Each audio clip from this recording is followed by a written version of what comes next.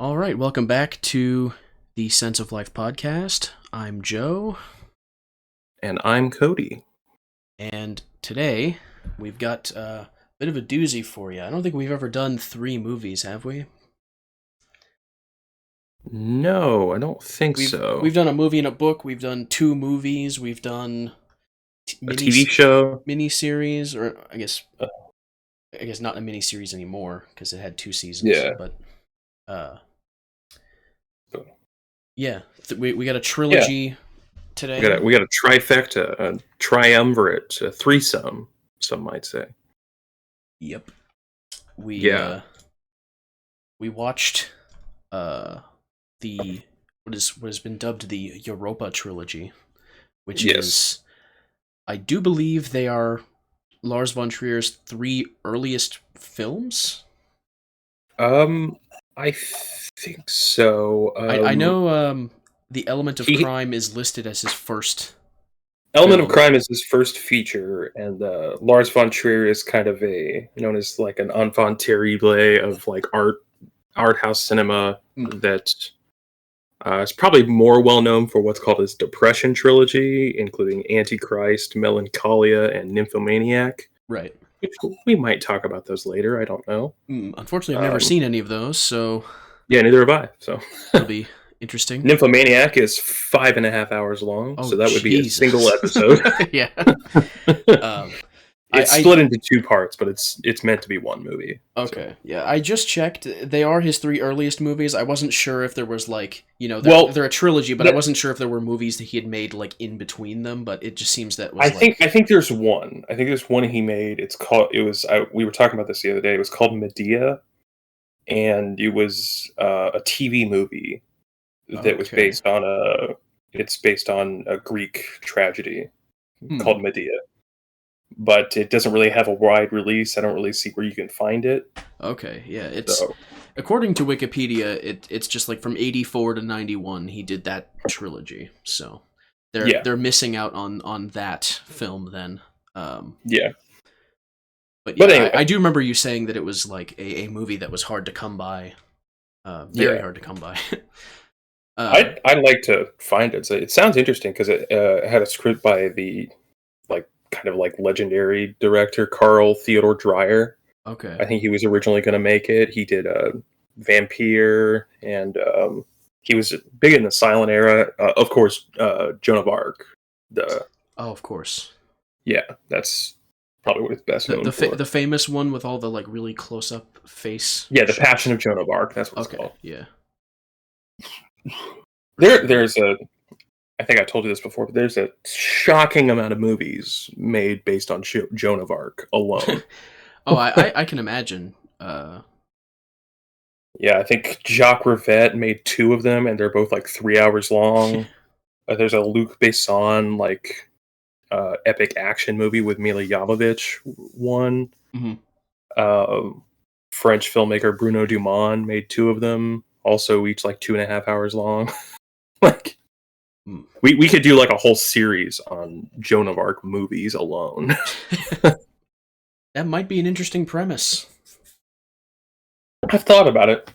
Yeah. Anyway, so I guess getting to the topic at hand, the first movie was Element of Crime, 1984. It was Lars von Trier's debut feature. I think he had made shorts before, Mm. but it's a like a I guess it would be called a neo noir, but I think it's more just a straight noir. Um, Yeah. Fuck that Neo shit. it's Just call a thing what it is. well, it's the main thing is like neo noirs are generally in color, and Mm. this was like kind of, but not. Right. It was like sepia tone the entire movie. Yeah, It also bears mentioning that uh, the Europa trilogy is also not just Lars von Trier, but it was all three movies were co-written by a guy called now this is a Scandinavian name. It's a Niels Vorsil. yeah. No idea if that's actually how you pronounce his name. He actually plays a character uh In the second one, in the I think. second movie, so uh So does Lars, but yeah, yeah. I think they're playing like their themselves. versions of themselves. Yeah. um, But yeah, So this first one here, we're just cover the basic parts of the plot. Detective named Fisher was an expat in Cairo, and he undergoes hypnosis in order to recall his last case. I think I remember that. yeah, it was like it was mostly like a narration kind of thing at the beginning. There was like this big fat Egyptian guy that was talking to him as well. In Oh like the yeah, opening okay, scene of the movie, yeah. yeah. It Um, had that kind of like Friedkin's The Exorcist opening where it takes place in Egypt. the Friedkin approach. The intro has to be in Egypt. That's one of the rules of cinema. Like, I mean, there's the Hitchcock suspense, and then there's the Friedkin Egypt. Hmm. That's what we have to go on. Yep, Brendan Fraser's The Mummy took notes. Except they stretched it across the whole movie. Yeah, so it really played with the form. Yeah, you know.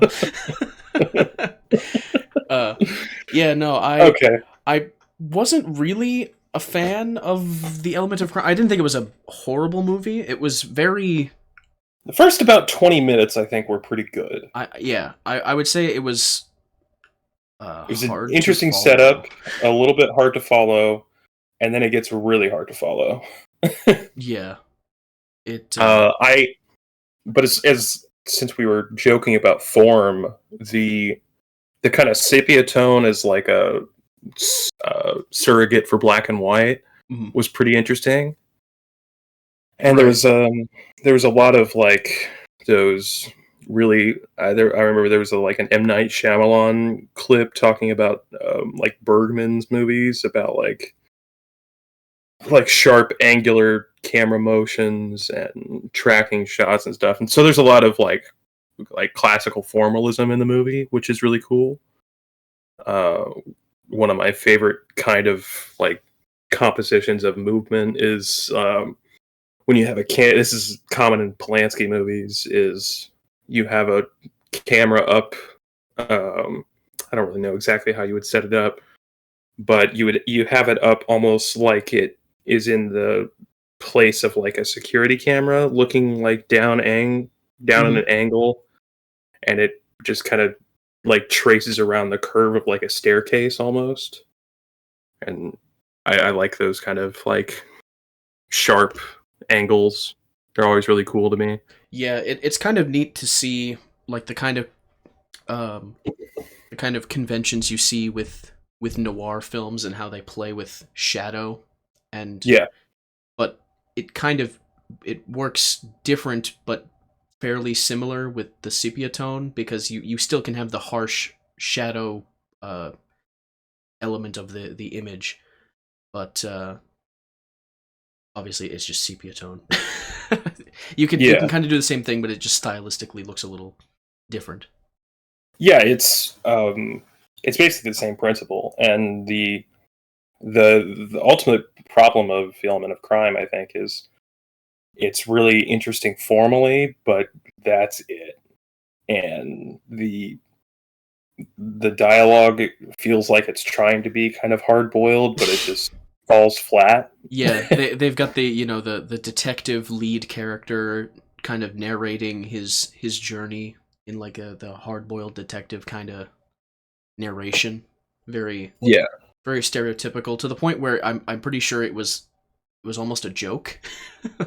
yeah. The entire movie feels like a poorly constructed joke, Yeah. and yeah, I just don't really have a whole lot to say about it. He's tracking some serial killer, I think, and oh, also it takes place in like a near future. It's got like a Aldous Huxley, George Orwell kind of thing going. Of it's like kind of Blade Runner esque, but like lo-fi Blade Runner, Yeah.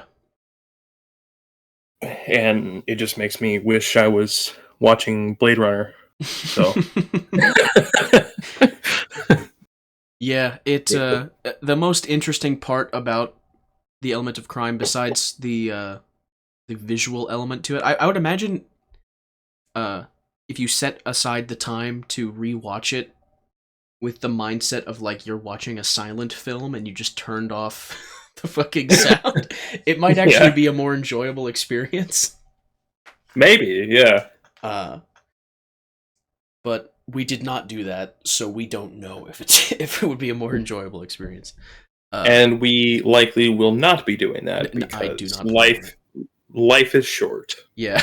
and this movie at 104 minutes is really not, at least for the type of movie it is. We ain't fucking around, and therefore we will never find out. Indeed. So for the first installment of Lars von Trier's Europa trilogy, we were just not impressed. Not a whole lot to say about it. Yeah.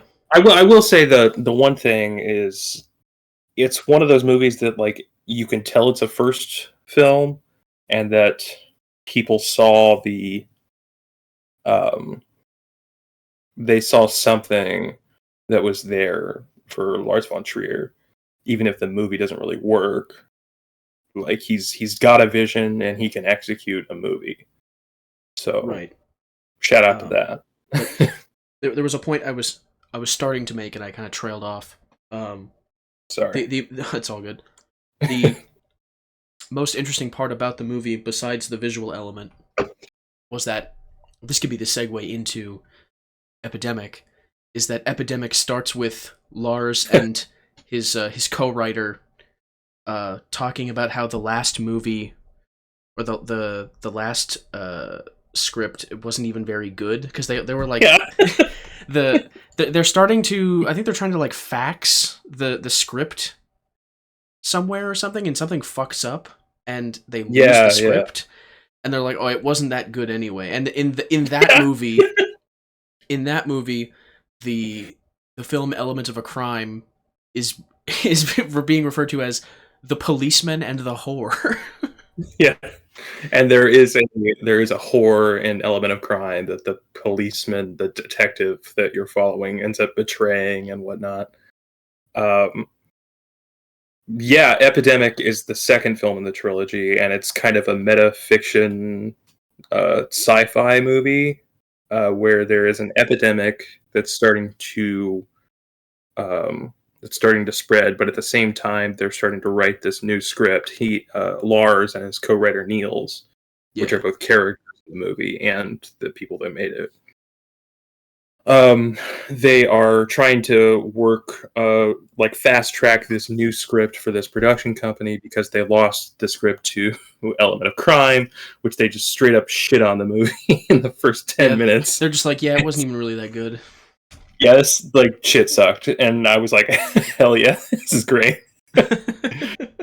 So it's the Wikipedia page calls it an experimental medical dark comedy horror film. That's a I hell of a hate genre. I hate listing genres like this. Whatever this is, it's really annoying. The medical genre. Yeah, Um, yeah, I know when we watched it, you liked it more than you liked Element of Crime, and I do agree that I enjoyed it more than Element of Crime. I just, it personally wasn't really my kind of movie. Um, Also on some level, kind of hard to follow. Not as much as Element of Crime, but yeah. It had moments that were like, okay. So the conceit of the movie is while they're writing the script, it's almost like a road movie where they're like traveling to meet the producer at his production company, and they're writing the script on the way there, mm, and it cross cuts between them and the characters in the movie they're writing, Epidemic, and so it kind of has that construction. So if um, it can be kind of hard to follow in that way, but overall, I found it quite funny. I think largely because they shit on Element of Crime in the first 20 minutes or something. And the ending scene, it was a little weird at first. I wasn't quite sure what was going on when he hypnotizes like his daughter or whatever, and like she goes into the world of the movie and then like contracts the disease and kills herself. Yeah, is that what happened? Like, I the think so. the plague happening in real life was brought to real life by them writing the story, and then Yeah, and the she like hypnotist like yeah, manifesting this lady in the movie for real. yes. And so she goes in and then catches the disease while being in the movie, and then it spreads out that way. I think that's how it goes. Yeah. That was how I understood it. Mm.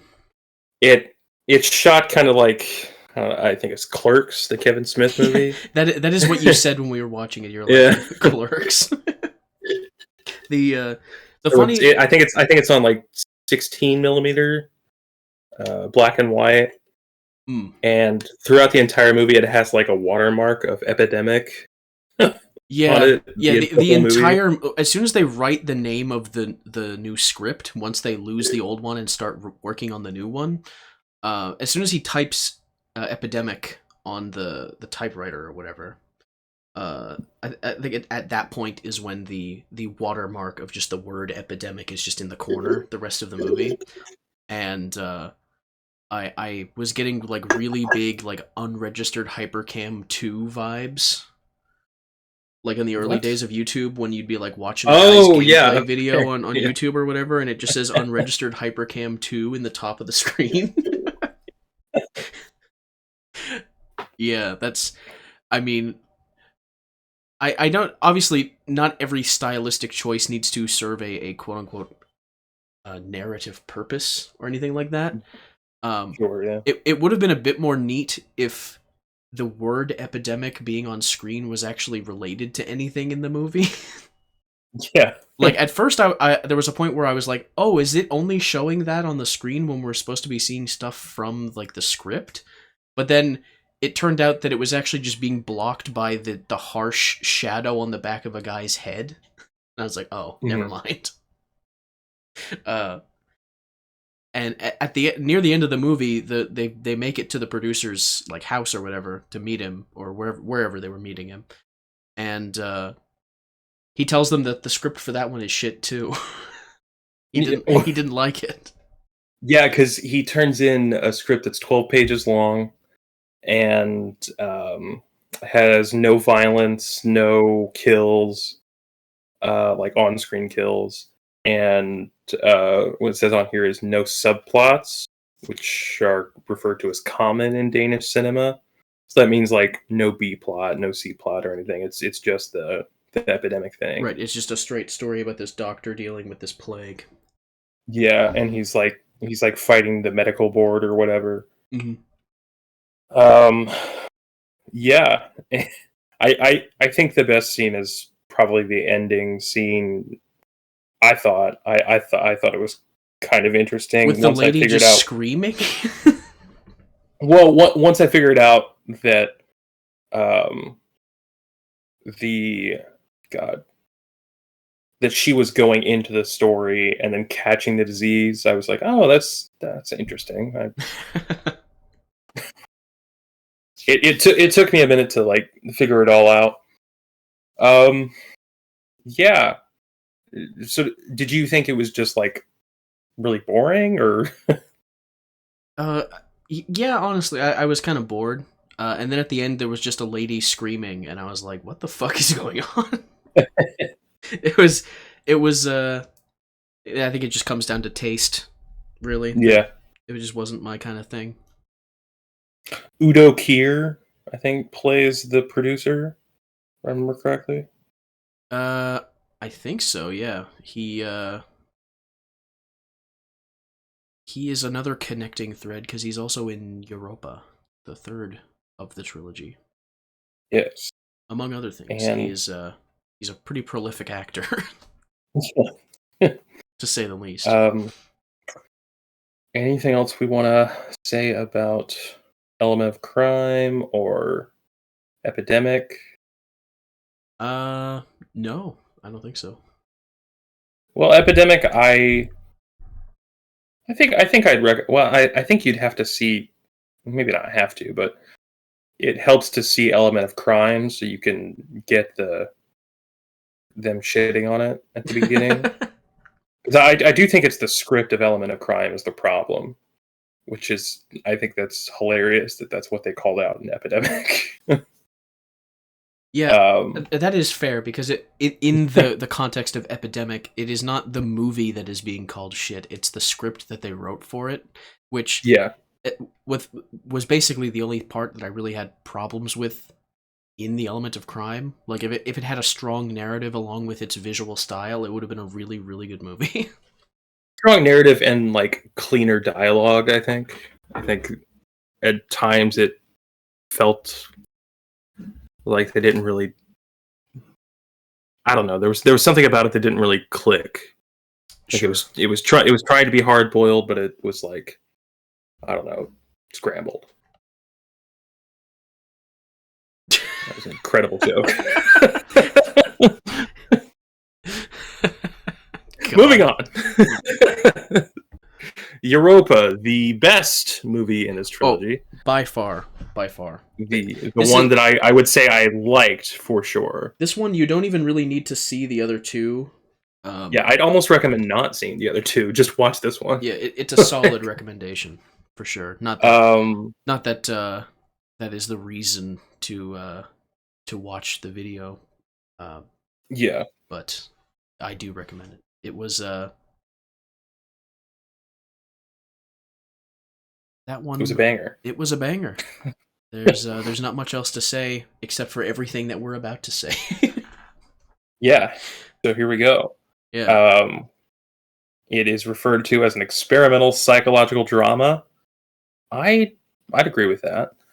Um, it takes place in 1945, just after the end of World War II, at least for Germany. It takes place in Germany. hmm There is a German American who gets a job as a, what is it It called? was the sleeping car train Sleeping conductor. car conductor of a train. Yeah, Yeah, yeah. called Leopold Kessler, hmm and he also should be noted. I don't know if we mentioned this. Max von Sydow is the narrator. Yeah, Reason enough to watch the movie. right. That um, that man is a great narrator. He's got that yeah, voice. and so he gets this job, and he ends up meeting this young German woman, Katharina, and her older brother, played by Udo Kier, Lawrence Hartman, and she is the quote unquote femme fatale in the noir story. This movie is also noir, I would say, but it seems more traditional. It's more of a traditional movie with some interesting formal experimentation, which, yeah, is why I think I preferred it to The Element of Crime. Is it just felt like a straightforward movie. Like, I think that's what I liked about it. Yeah, it was as you said, it was the most straightforward narrative wise. There was not really any points of confusion Yeah. uh when trying to understand the actual events going on screen. The it was also kind of like subversive in a way Yes. in that it it unabashedly shows like the the the overbearing military control of the American occupation force over regular German citizens after World War II. And to be It's fair, cool. uh probably kind of deserve that. Just gonna throw Yeah, that out I there. mean, But but it is interesting that it's fairly sympathetic to Germany yeah. in to some degree, not entirely though, because the Katharina is figured out is eventually figured out to be part of an underground Nazi terrorist conspiracy group called Yeah, Werewolf. they were like partisan rebels, Yeah, waging like a guerrilla war against uh American the American occupation force of Germany, and yeah, they were called the Werewolves, which is a pretty cool yes, name for a uh, a terrorist organization. yeah. The Werewolves. Um, And I think her whole family is involved. Although, if I remember correctly, it's not entirely. Um, they like her father. I think her father was involved, but he wasn't necessarily. Um, what's the word I'm looking for? He didn't want to be involved. I think. yeah, there's a part in the movie where he basically is they use like a Jewish guy to provide like a sort of testimony that he had hidden him during the war to kind of paint him in a positive light to the American occupiers to kind of give his family like a pass kind of thing. Yeah. And the Jewish guy is played by Lars Von Trier, and he's just credited as Jew. Like, it just says Lars Von Trier as Jew, Yeah. and I thought that was kind of amusing. There was a point in the movie when we were watching it where they showed a Jewish guy on the train that was wearing like a hat and like a black outfit and had like glasses on, and he had a kind of big nose, and all the stereotypes you would Yeah. expect of like a Jewish person. And I could have swore that was Lars von Trier in like some super racist like makeup and shit to be this Jewish character, and then he showed up Yeah. a scene later, and I was like, oh, that was him. Who the fuck was that other guy? I was confused. Yeah. There's a lot of like really cool kind of formal things happening in the movie where it's taking a lot from Hitchcock, particularly in this movie.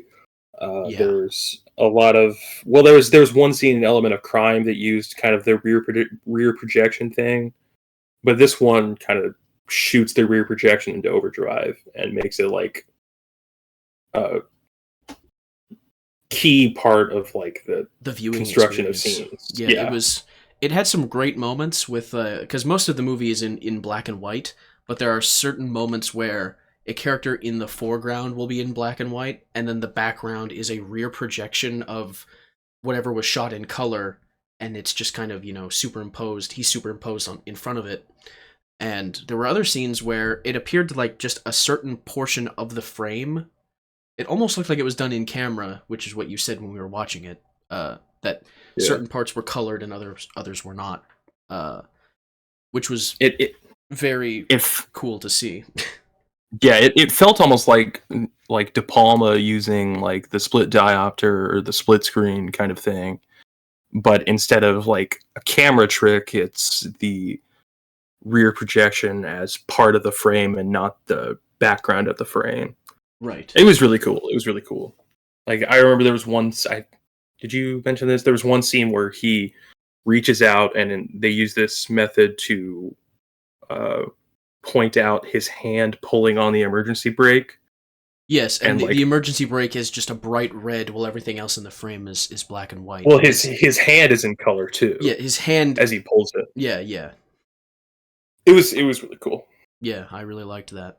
And There's there was another scene nearing the end of the movie where the father kills himself in his bathtub, and it that might be one of kind my of favorite shots in the movie.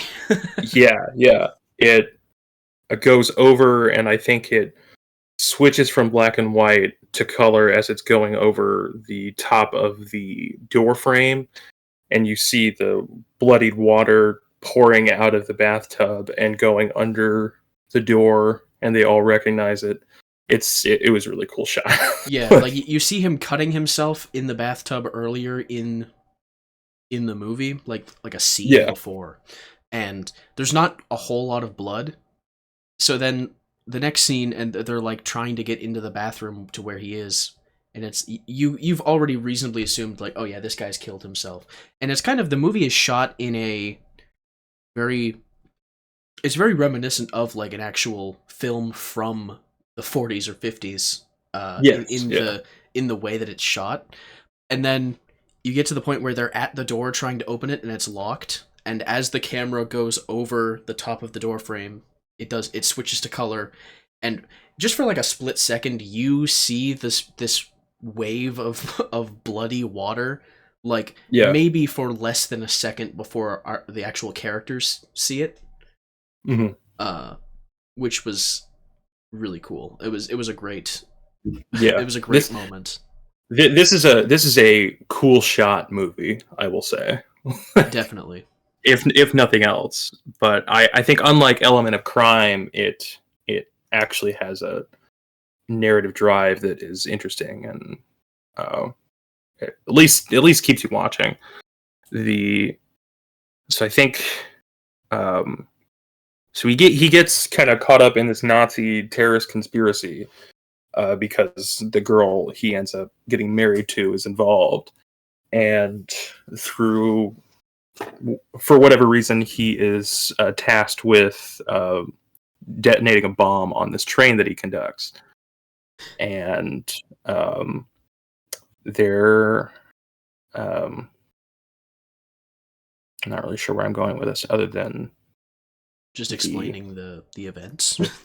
yeah the tension of whether the train gets blown up or not. There's one part where he keeps getting interrupted trying to explain the gravity of the situation to his American general friend, and like he's interrupted by his wife, and then he's interrupted by these inspectors that come that are trying to make sure he can keep his job as conductor. So he has to he has to make this bed. Yeah, it was very funny. There was a point earlier in the movie where one of the American guys says something like, um he's talking to a German character, and he says something along the lines of like, you Germans, the way you talk, it's as if there wasn't a war that just took place over the last like 6 years. uh and and then later on in the movie you have like these German inspectors, like in the middle of like this sort of partisan terrorist plot, who are only concerned with whether or not this guy can make a bed quickly and whether he's like putting chalk marks on people's shoes to as like a means of showing that he shined their shoes. Yeah. And it's just, I actually did not see the twist coming that the lady that he married was like a member of this terrorist cell. Yeah. I actually didn't see that coming, and it actually it got me pretty good when it happened. I was like, oh damn. uh, and like the sort of the narrative payoff of the whole werewolf thing, uh, the naming of the terrorist group being werewolf, is also that the that his the wife character can say that initially uh they contacted him to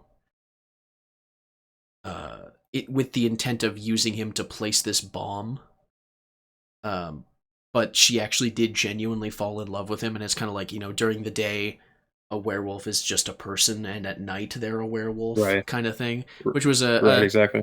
pretty on the nose, but I mean, Yeah. I like that kind of shit, so I thought it was neat.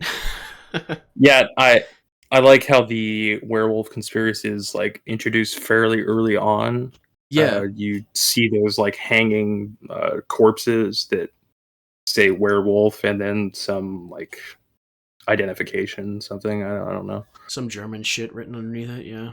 Yeah, and Yeah, I just love that like last act where he's like, he's juggling like trying to tell the general what he's being forced to do, while he's trying to do the thing that he's being forced to do, while he's trying to impress these inspectors by making a bet.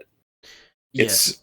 It's like really tense and also like quite Yeah, hilarious. it was very funny, and like it's actually pretty hard to pull off like genuine tension and like actually really funny comedy at the same time. And Yeah, yeah, it does it pretty effortlessly, where like there's a part where he literally leaves the package that has the bomb in it like in the room with the general.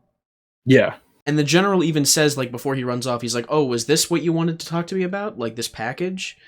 And he just leaves. And then you're thinking, "Oh shit, the general's gonna open the package and think he's like trying to blow him up or something." Before he yeah, could say, you know, that he's being forced to do it. But the general just doesn't look in the package. And you're like, "Oh, okay." And then he puts the bomb in like a toilet or something. He puts it in like a closet with underneath like some towels. yeah. And he actually like sets up the bomb, and then the inspectors are the inspectors are like getting him to make the bed, and they're like timing him, and it had like the same ticking sound as the timer on the bomb when they were timing him Yeah, making yeah. the bed. They So kept saying the clock is but yeah, ticking. the The clock clock is very great. uh and then there's a point where like we haven't even talked about his uncle, who is also a character in this movie. His uncle is just like this like older conductor on the train who's like kind of no nonsense, except for when Yeah, yeah. he goes into his room and then downs an entire bottle of like vodka or whatever and passes out. Yeah. And then he tries to say like, "Oh, it's the noise of the train. It makes me fall asleep." It's like, "No, man, we saw what you did. You downed that whole glass." Yeah. And Um there's one part with the shoe shine guy while he's dealing with like all of the shit going on at the end of the movie. And he gets like supremely pissed at this guy that wants him to shine his shoes.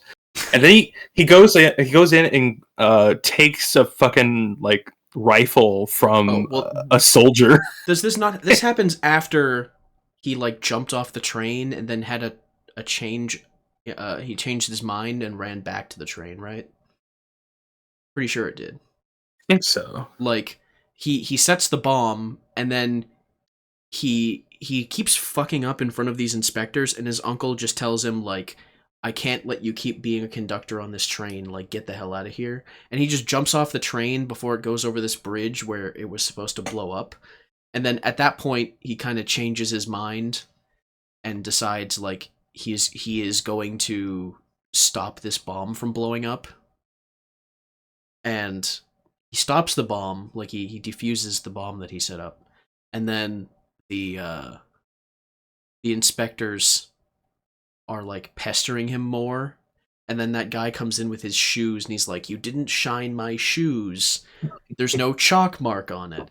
And he's just like, he just has this moment where he's like, "Will you all shut the fuck up?" And he like takes an American soldier's fucking Tommy gun and just starts shooting it into the air. Yeah. It's like, holy shit, dude.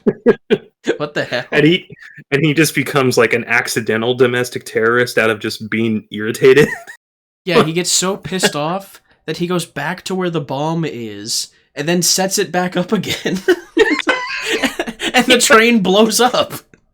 And he kills himself. Yeah, he kills himself. The train falls off the bridge and lands in the water, and then he just kind of drowns because he can't get out of the car that he's in, the train cart.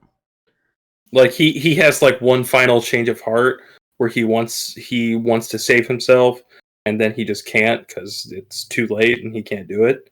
Right. And then Max von Sydow narrates his death, basically.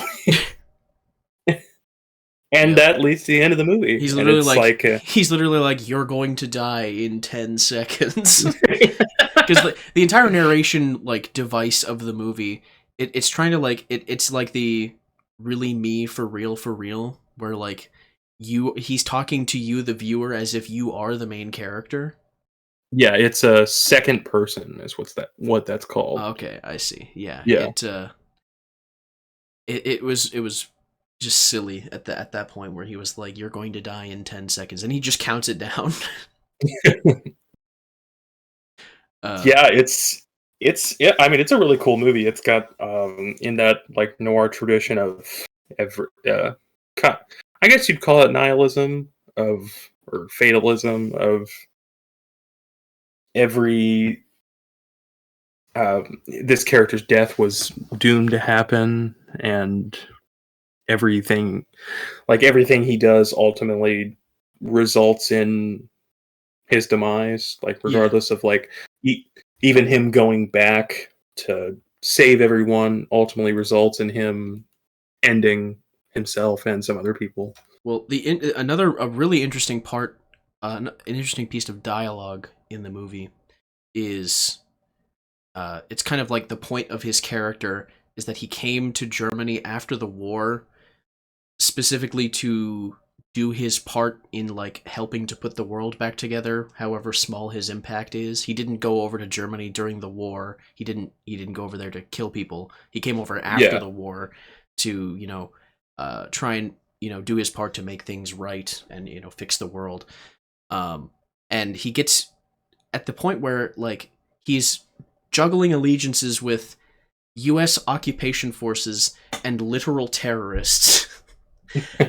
And his wife says basically like he's like, I didn't do anything. He says like I'm he says something along those lines where he's like, I didn't do anything.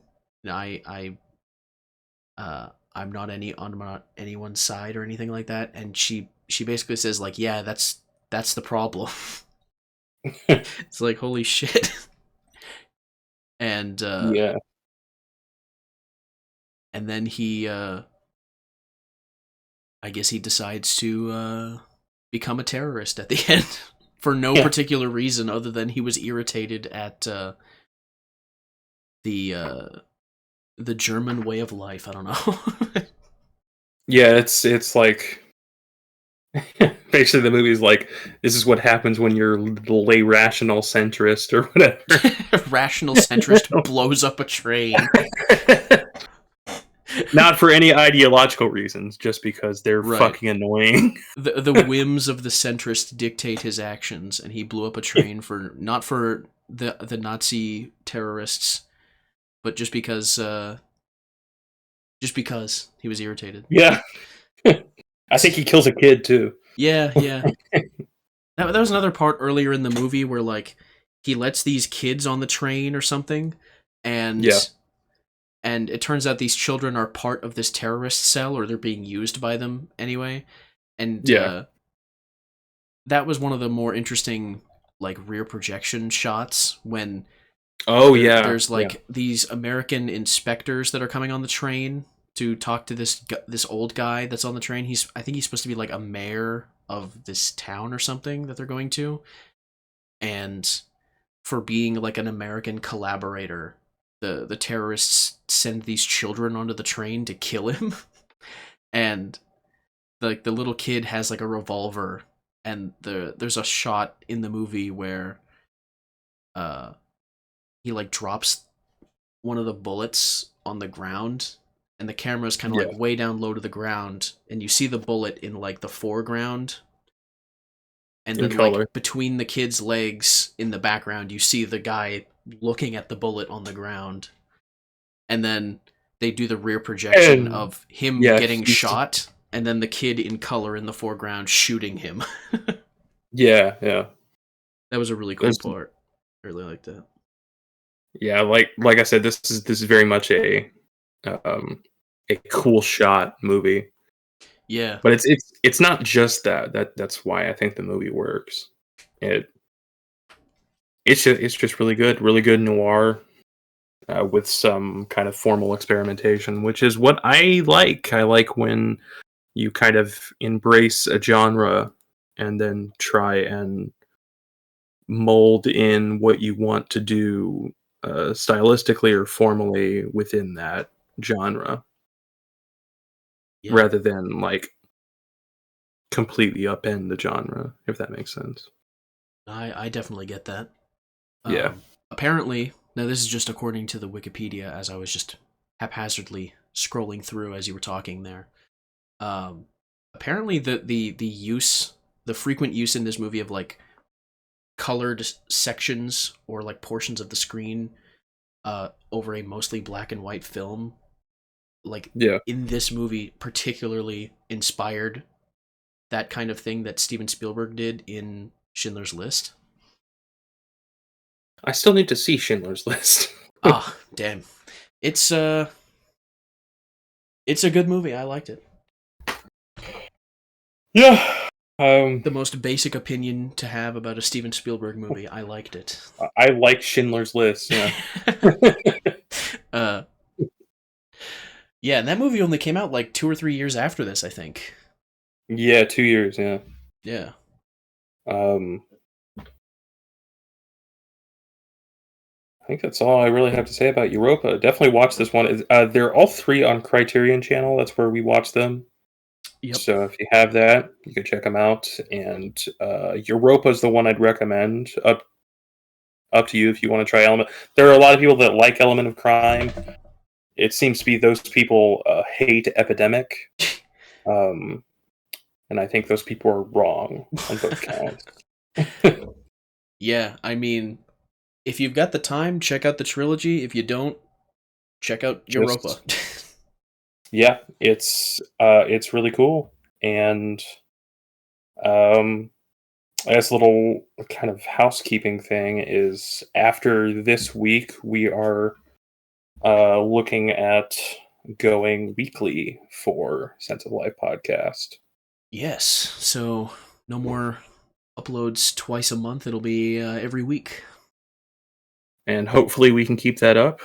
But so I think we're recording this on Monday the 26th, so it should go up Tuesday or Wednesday. So we'll be back again next week, and we're talking Jean-Luc Godard. Speaking of genre constraints and whatnot. So I've only seen one Godard film. I think Joe hasn't seen any. Yep, that is correct. It'll be interesting to see because you hear that name a lot. You hear about Godard a lot. All right, that I think we'll wrap it up here. Thanks for listening, and talk to you next week. Yep. See you next time.